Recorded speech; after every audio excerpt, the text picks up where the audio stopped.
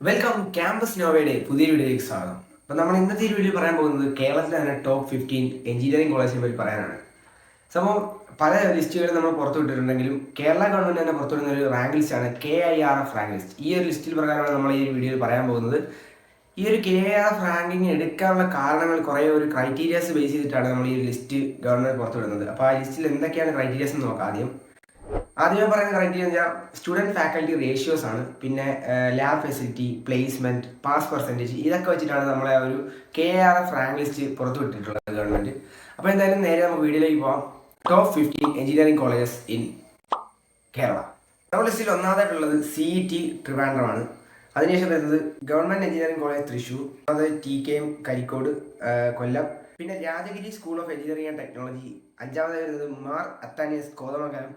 പിന്നീട് വരുന്നത് Saintgits college of engineering, പിന്നെ NSS കോളേജ് പാലക്കാട്. ഇവർ എട്ടാമതായിട്ട് വരുന്നത് ഫിറ്റ്സാറ്റ് ഫെഡറൽ ഇൻസ്റ്റിറ്റ്യൂട്ട് എന്ന് പറയുന്നത് ഫിറ്റ്സാറ്റ് ആണ്.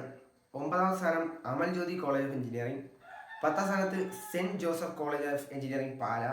11ാം സ്ഥാനത്ത് രാജധാനി ഇൻസ്റ്റിറ്റ്യൂട്ട്. 12ാം സ്ഥാനത്ത് government Barton Hill college Trivandrum.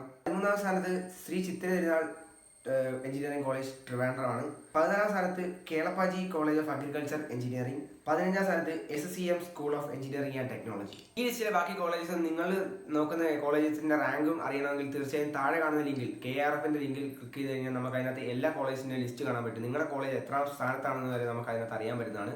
തീർച്ചയായും കോളേജിന്റെ റാങ്കിങ്ങും എല്ലാം നോക്കിയിട്ട് തന്നെ അഡ്മിഷൻ എടുക്കാൻ നോക്കുക. തീർച്ചയായും പുതിയ വീഡിയോയിൽ കാണുന്നവരെ ഗുഡ് ബൈ.